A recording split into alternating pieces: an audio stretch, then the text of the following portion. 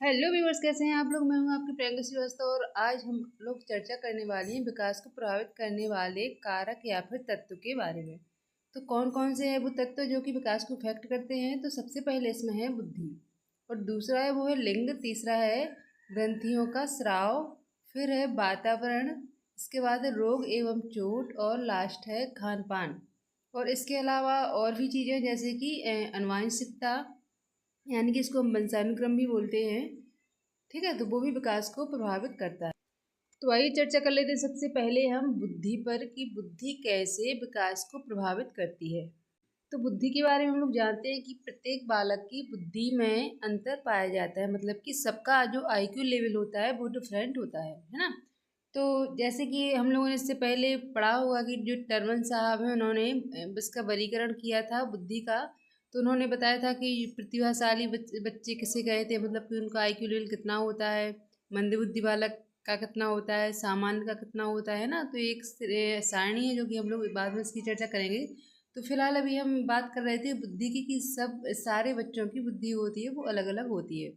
जो बुद्धिमान मतलब कि जो प्रतिभाशाली जीनियस बच्चे होते हैं वो किसी भी एक्टिविटी को, चाहे वह शारीरिक हो या मानसिक हो या सामाजिक हो, उसको जल्दी सीख जाते हैं। और इसके विपरीत जो मंदबुद्धि बालक होते हैं जिनका आईक्यू लेवल मंदबुद्धि या फिर डाउन होता है, वो उस एक्टिविटी को उतने फास्ट तरीके से नहीं सीख पाते जितने कि प्रतिभावान बच्चे यानी कि जीनियस बच्चे सीखते हैं। तो हम कह सकते हैं कि जो मंदबुद्धि बालक होते हैं उनका शारीरिक विकास तो भले ही तीव्र हो सकता है, परंतु सामाजिक मानसिक संवेगात्मक विकास उनका धीमी गति से ही होगा, है ना। जैसे कि जो सामान्य बुद्धि वाले बालक होते हैं वो 14 माह में मतलब कि नॉर्मल चलना स्टार्ट कर देते हैं, और जो प्रतिभाशाली बच्चे होते हैं वो 13वीं माह में चलना स्टार्ट करते हैं। लेकिन जो मंदबुद्धि वाले बालक होते हैं उनको चलने में 22 माह भी लग सकते हैं, और जो मूढ़ बुद्धि वाले होते हैं वो 33 माह में चल पाते हैं। तो मतलब कि कहने का मतलब यही है कि जो बच्चे होते हैं उनकी बुद्धि अलग अलग होती है, उसी प्रकार से उनका विकास होता है।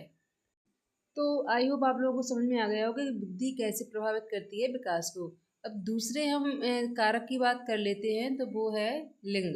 तो लिंग में बात करेंगे हम बालक और बालिका की। तो क्या होता है कि जो लड़के होते हैं वो जन्म के समय लड़कियों की अपेक्षा क्या होते हैं, आकार में बड़े होते हैं। परंतु परिपक्वता की बात आती है तो लड़कियों में लड़कों की अपेक्षा जल्दी परिपक्वता आ जाती है ना।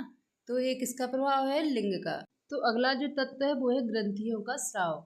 ग्रंथियों के स्राव एवं क्रियाशीलता का बच्चे के विकास पर प्रभाव पड़ता है। इसी कारण कुछ लोग होते हैं वो बहुत ज़्यादा लंबे होते हैं, और कुछ लोग होते हैं वो बहुत ज़्यादा बौने होते हैं। और इसी प्रकार कुछ लोग बहुत ज़्यादा गोरे होते हैं और कुछ लोग बहुत ज़्यादा काले होते हैं। तो वो भी किसका प्रभाव है, ग्रंथियों के स्राव का। ठीक है, अब अगला तत्व है वो है खान पान। मतलब कि खान पान कैसे प्रभावित करता है विकास को। तो हम लोग जानते हैं कि बालक के विकास पर खान पान का बहुत अधिक प्रभाव पड़ता है।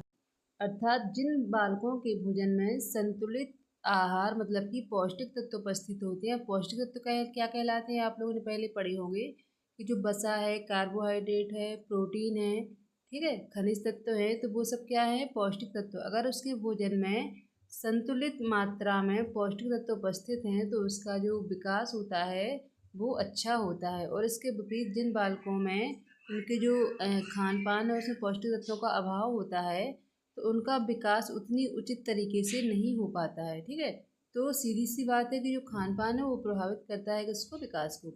अब जो अगला तत्व है वो है रोग एवं चोट। तो रोग एवं चोट कैसे प्रभावित करता है विकास को। तो रोगी बच्चों का जो विकास होता है वो सामान्य रूप से नहीं होता है। अगर बालक के सिर पर चोट आ जाती है तो उसका मानसिक विकास रुक जाता है, मतलब कि उसमें सोचने समझने की, कल्पना करने की, जिज्ञासा करने की इतनी ज़्यादा क्षमता नहीं रहती है। और यदि हम बात करें रोग की, तो यदि कोई बालक है तो वो काफ़ी लंबे टाइम से किसी रोग से पीड़ित है तो उसका शारीरिक, मानसिक, संवेगात्मक और सामाजिक विकास बहुत ज़्यादा प्रभावित होते हैं। जब ये विकास प्रभावित होंगे तो निश्चित है कि वो उसका जो विकास है वो पूरी तरह से प्रभावित होता है। तो रोग और चोट प्रभावित करते हैं पूर्णतः किसको, विकास को। आज के लिए बस इतना ही। कल हम किसी और टॉपिक पर चर्चा करेंगे। यदि आपको ये वीडियो पसंद आई हो या किसी भी तरह से आपको हेल्पफुल लगी हो तो प्लीज़ इस वीडियो को लाइक कीजिए, कमेंट्स कीजिए, शेयर कीजिए। धन्यवाद।